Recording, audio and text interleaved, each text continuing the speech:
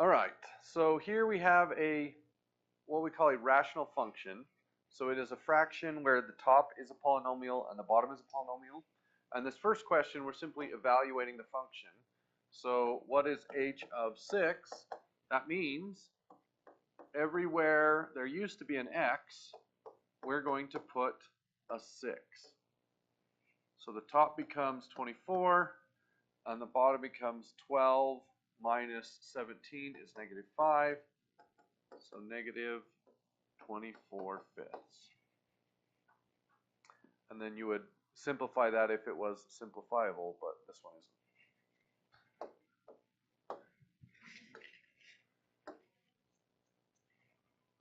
Same thing here, it's just a little more complicated.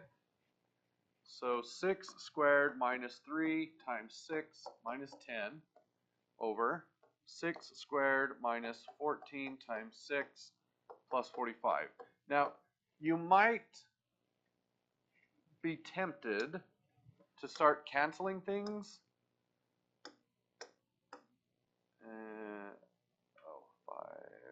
But you actually can't. So if you are going to cancel an addition or subtraction, you have to cancel the entire addition or subtraction. You can't just pick and choose parts of it to simplify. So this is 36 minus 18 minus 10. So that's 18 minus 10 is 8 over 36, 14 times 6. 10 times 6 is 60, and 4 times 6 is 24. So 60 and 24 is 84 plus 45. 36 and 45 is going to be 81. So we get 81 minus 84 is negative 3.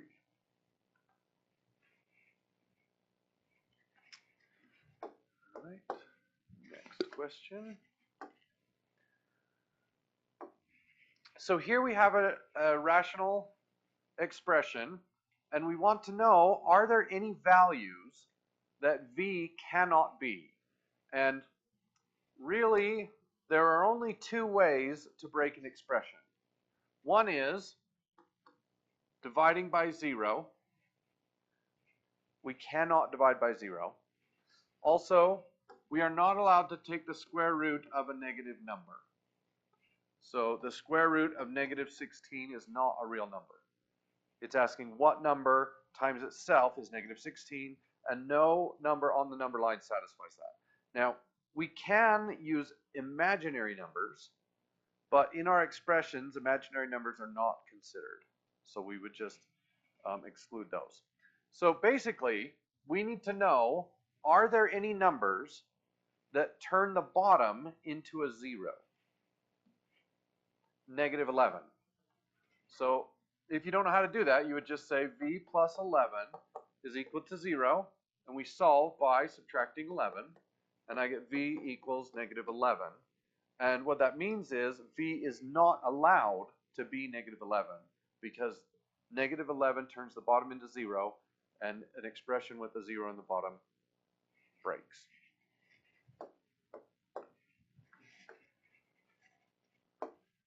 Okay, same idea here.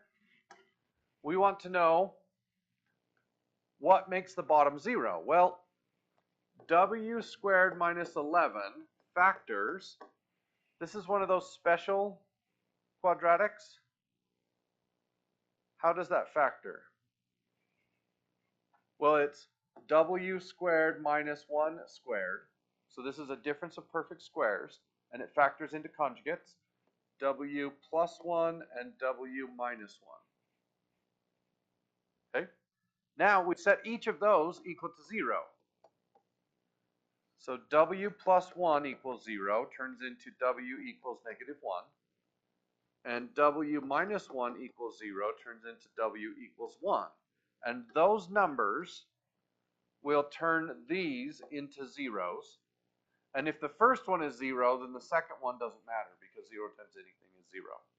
So those are the two values that it cannot equal. What if I had x squared minus 16 on the bottom? How does that factor? x plus 4 and x minus 4. Okay. Let me see. Let's do another one and see. Hopefully. Okay. Okay. So here, when does v squared minus 5v minus 36 equal 0? Well, we need to factor it. So we draw the box. And we put v squared and negative 36 in there. Multiply those together. Negative 36v squared.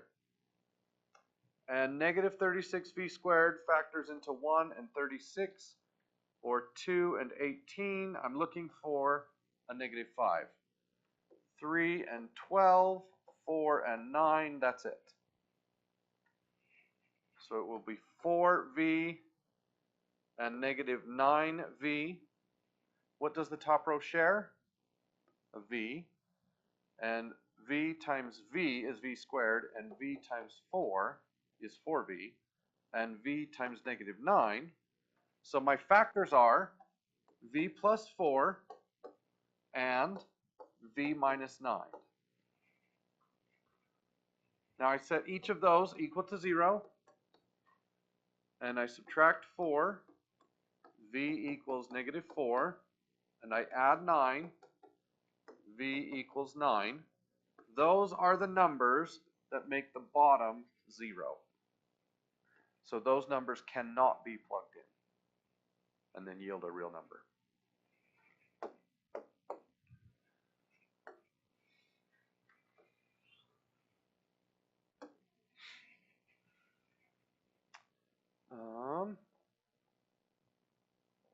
No, we're not going to do that one. That's one we're skipping.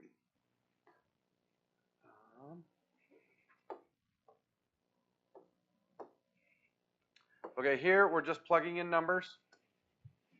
What is f of negative 3/4? So I would put negative 3/4 in there. The absolute value of 12 times negative 3/4. So 12 times negative 3 is negative 36. Negative 36 divided by 4 is negative 9. What is the absolute value of negative 9? 9. And so on. Okay?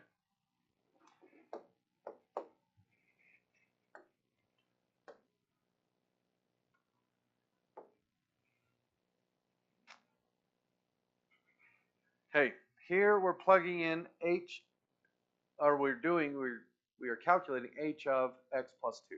So everywhere there's an x, I'm going to plug in an x plus 2. So this is 9 over, it used to be 6x squared minus 7x. And where that x used to be, I'm going to put an x plus 2. Okay?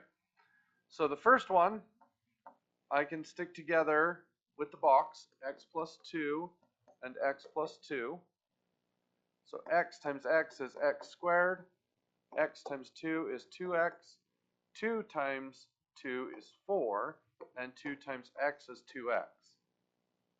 So this becomes x squared, those two go together, plus 4x plus 4.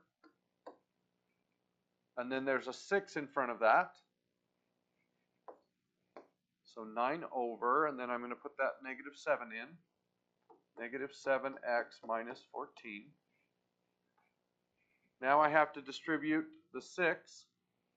So 9 over 6x squared plus 24x plus 24 minus 7x minus 14. And now I just combine like terms.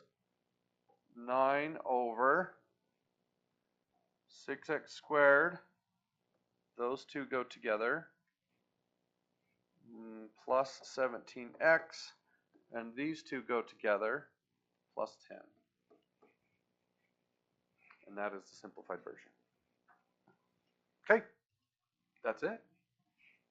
Get to work.